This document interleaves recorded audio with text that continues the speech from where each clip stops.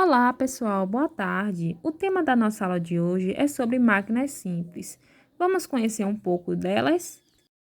Então, o que são as máquinas simples? As máquinas simples são ferramentas ou instrumentos que facilitam o nosso trabalho e na execução de tarefas simples do dia a dia.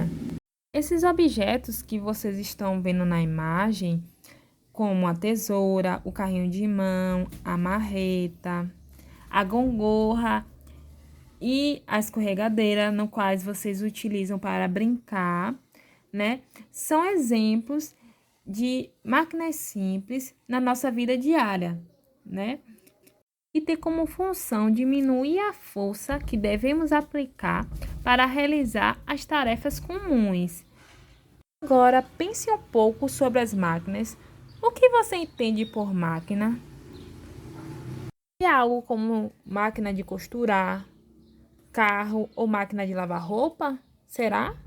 Certamente são máquinas, mas as máquinas complexas, né, que são formadas por grande número de peças.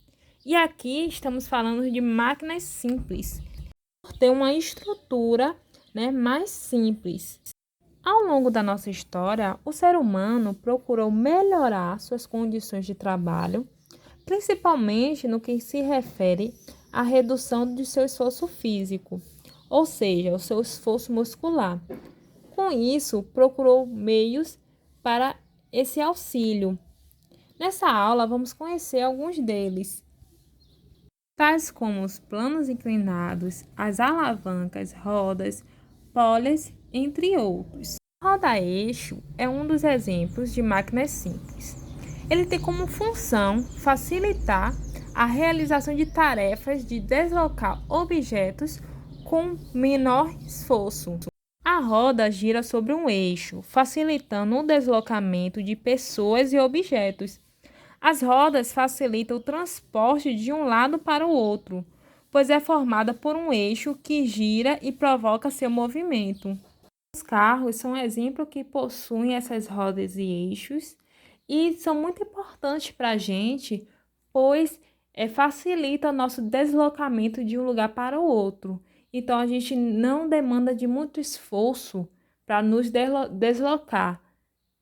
Ou seja, quando a gente vai para um lugar com o carro, demoramos pouco tempo. Enquanto se a gente tivesse que ir andando, além de demandar um maior esforço físico, demoraríamos mais tempo para chegar no local que a gente deseja. As alavancas são outras máquinas simples capazes de multiplicar nossa força, que é aplicada de um corpo ou objeto, quando apoiadas em um ponto fixo.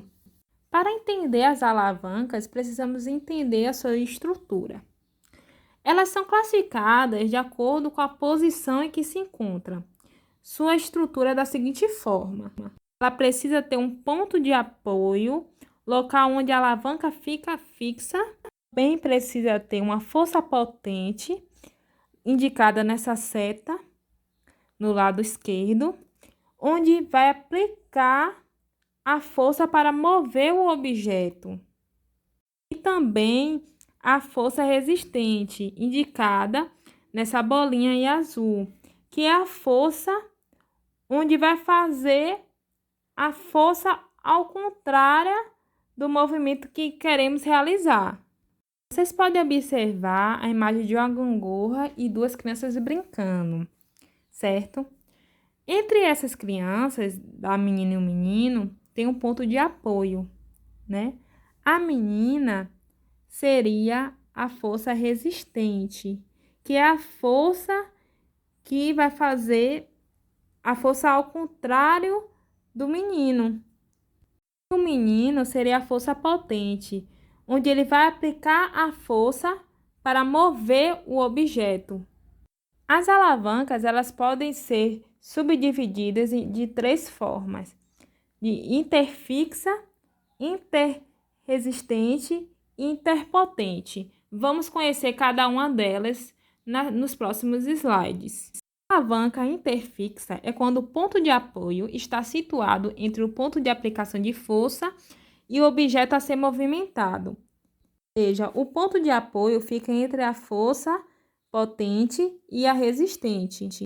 Temos como exemplo a tesoura. O ponto de apoio fica no meio, na parte do parafuso. A alça executa a força potente, onde a gente vai fazer força para cortar. A ponta é o local de aplicação da força resistente, onde o objeto que queremos cortar está nela, que seria um papel, por exemplo. Temos a força resistente. É quando o objeto que queremos aplicar a força fica no meio. Significa que a força resistente fica entre o ponto de apoio e a força potente. O exemplo é o quebra-nozes. O nozes seria a força de resistência. Então, ele fica no meio, entre a força de apoio e a força potente. A alavanca interpotente é outro tipo de alavanca, onde a força potente, que é a força aplicada, fica no meio.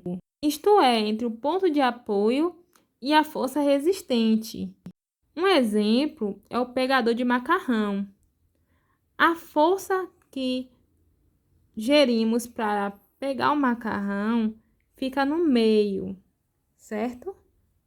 Também temos o cortador de unha, a pinça de sobrancelha. A força potente fica no meio, no caso é a força que a gente aplica no meio dela.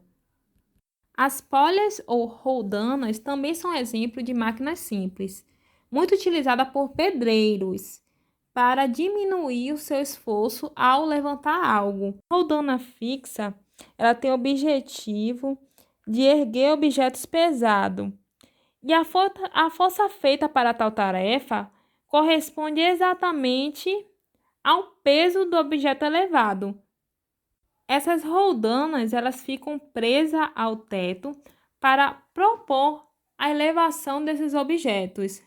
A roldana móvel, na imagem à direita, né, ela tem o intuito de diminuir a força aplicada para subir um determinado objeto. Ela não fica fixa ao teto, ela fica fixa a outra roldana.